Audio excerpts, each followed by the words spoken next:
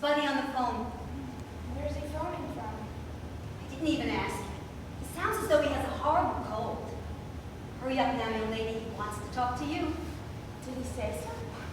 He said so. What'd you tell him? Just kindly take the phone, please. Just hurry a little, for goodness sake. Suppose you told him I meant death's door or something.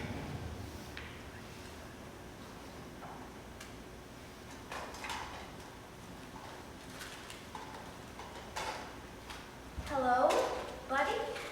Hello, sweetheart. How are you? Are you all right? I'm fine. How are you? You sound funny, though, like you got a cold. I suppose Bessie's been briefing you by the hour. Well, after a fashion, yes and no. I don't know. Are you all right, sweetheart? I'm fine. You sound funny, though. I think you have a terrible cold and this is a terrible connection. Where are you, anyway? Where am I? I'm right in my element, Flopsy. I'm in a little haunted house down the road.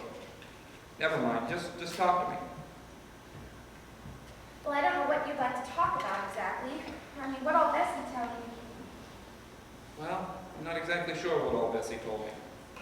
Past a certain point, I think it's a little rude to go on listening to Bessie on the phone. I heard about the chicken soup, you can be sure, and of course the Pilgrim books. Then I think I just sat with the phone in my ear, not really listening, you know. Oh. You sound funny. Do you have a cold or what? I feel wonderful, sweetheart. I'm sitting here talking to you, and I feel wonderful. The joy to hear your voice, Flopsy, I can't tell you. Can you think of anything Bessie may have missed? You feel like talking at all? Well, I'm a little talked out, to be honest with you. I mean, Zooey's been at me all morning. Zooey, how is he?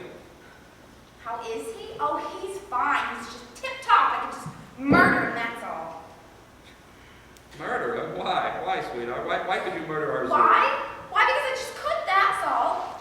God, he's completely destructive. I have never met someone so completely destructive in my life. I mean, it's so unnecessary. 1 minute, he launches this all-out attack on the Jesus prayer, which is something I happen to be interested in, making you feel like you're some kind of neurotic nitwit for even being interested in it. And then 2 minutes later, he starts raving about how Jesus is the only person he ever had any respect for, such a marvelous mind and all that. He's just so erratic. I mean, he goes around and around in these horrible circles. I don't know. He's just so bitter about things. He's bitter about religion. He's bitter about you and Seymour. He keeps saying you both make freaks out of us. I mean, I don't know. Why freaks? I know he thinks that, but did he say why? Well, like last night. He says we're both freaks because we were brought up to have only one set of standards. 10 minutes later, he says he's a freak because he never wants to meet anyone for a drink. He says the only Never time... wants to what? Meet anyone for a drink.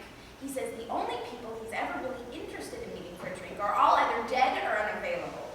I mean, you know what he told me last night? He told me he once had a glass of ginger ale with Jesus in the kitchen when he was 8 years old. Are you listening? I'm listening, sweetheart. I mean, I'm listening. He said this is exactly what he said. He said he was sitting at the table in the kitchen, drinking a glass of ginger ale, eating saltines, and reading Dombey and Son, when all of a sudden Jesus just sat down in the other chair and asked if he might have a small glass of ginger ale. A small glass, mind you. I mean, he says things like that, and then he thinks he's perfectly qualified to give me a lot of advice and stuff. God, it just makes me so mad. I could spit, I could. I mean, it's like being locked up in a lunatic asylum and having another patient just all dressed up like a doctor come in and start taking your pulse or something. It's horrible. I mean, he talks and talks and talks, and when he's talking, he's smoking a smelly cigar all over the house. I am so sick of the smell of cigar smoke, I could just roll over and die. The cigar's a ballast, sweetheart. Sheer ballast. If he didn't have a cigar to hold on to, his feet would leave the ground. We'd never see our Zooey again. All right, Zooey. All right. Beg pardon? I said, all right, Zooey. What is this? Franny, you there? Look, I'm here. Just stop, please. I know it's you. What on earth are you talking about, sweetheart? What is this? Who's this Zooey? Zooey Glass, just stop it, please. You're not being funny. I mean, as it happens, I'm barely beginning to feel halfway. Gross? Gross, did you say? Zooey Gross, a Norwegian chap, sort of heavy set. Blonde, kind of brown. I mean it, Zooey. Just stop. Enough's enough. You're not funny. I mean, in case you're interested, I'm feeling absolutely lousy, so if you called for any special reason, then please hurry up and say and just leave me alone.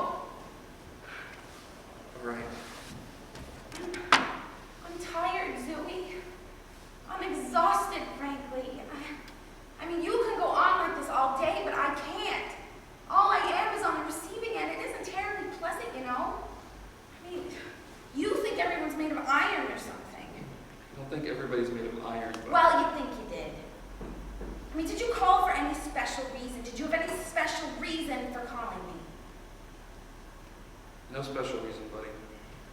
No special reason.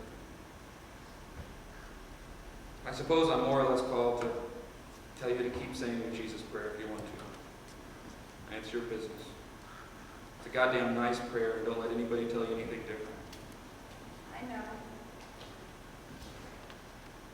I'll tell you this, though, and it's nothing bad, but if it's the religious life you want, you're missing out on every single goddamn religious action going on around this place.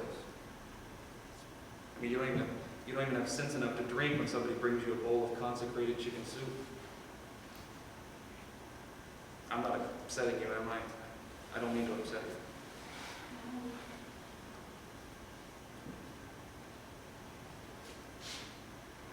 I said no. Where are you anyway? Where are you calling from? What's the difference where I am? Pierre, South Dakota. Listen, Franny. Don't get riled, but just listen to me. I just got one or two very small things more, and then I'll quit. I promise you that. But did you know, just by the way, that Buddy and I drove up to see you in stock last summer? Did you know we saw you in Playboy of the Western World one night? One god-awful hot night. No, I didn't. Well, nobody said one single... No, I didn't. Well, we did. And I'll tell you, buddy, you were good. And when I say good, I mean good. You held that goddamn mess up. Even all those sunburned lobsters in the audience knew it. And now I hear you're finished with theater forever. I hear things. And I remember that spiel you came back with when the season was over. Oh, God, how you irritate me. I'm sorry, but you do. You made the great startling discovery that the theater business is full of mercenaries and butchers. As I recall, you had this shattered look on your face because all the ushers hadn't been geniuses. What's the matter with you? If you've had a freakish education, at least use it. You can say your Jesus prayer from now till doomsday, but if you don't realize that the one thing that counts in the religious life is detachment, I don't see how you'll ever move an inch. Detachment, like desirelessness, secession from all hankerings. It's this business of desiring, if you want to know the truth, that makes an actor in the first place. Somewhere along the line, in one damn incarnation or another, you not only had an urge to be an actor or an actress, but to be a good one. You're stuck with it now. You can't walk out on the results of your own hankerings. Cause and effect, buddy. The only thing you can do now, the only religious thing you can do, is act. Act for God if you want to. Be God's actress. What could be prettier? You can at least try if you want to. There's nothing wrong with trying. I remember you bitched and you raved about the stupidity of audiences. The goddamn unskilled laughter coming from the fifth row. And that's right, God knows it's depressing, but that's none of your business, Franny. An artist's only concern is to shoot for some kind of perfection. And on his own terms, not anyone else's. You have no right to think about those things, not in any real sense.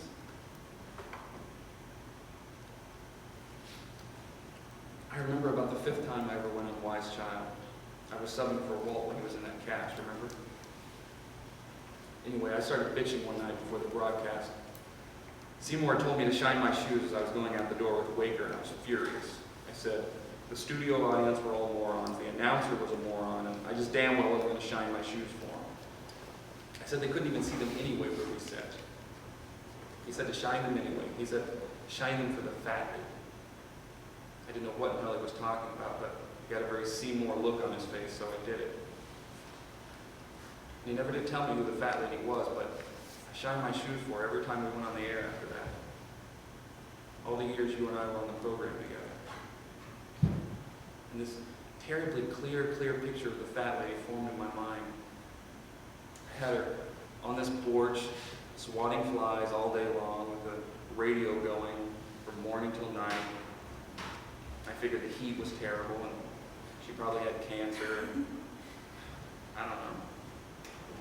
Anyway, it seemed goddamn clear why Seymour wanted me to shine my shoes before I went on the air. It made sense. Well, he told me too.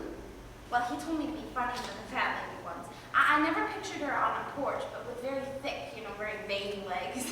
Oh God, I had her in this awful wicker chair. But she had cancer too, though, and she had the radio going on full blast all day. Mine did too. All right, I'll tell you something now. I don't care where an actor acts. It can be over the radio, it can be in summer stock, it can be in a goddamn Broadway theater. But I'll tell you a terrible secret. There isn't anyone out there who isn't Seymour's fat lady. And that includes your Professor Tupper, buddy, and all his cousins by the dozens. There isn't anyone anywhere who isn't Seymour's fat lady. Don't you know that? And don't you know who that fat lady really is?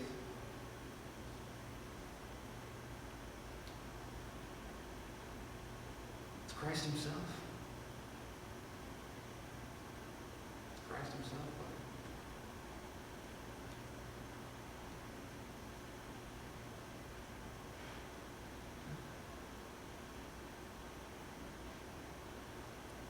I can't talk anymore, buddy.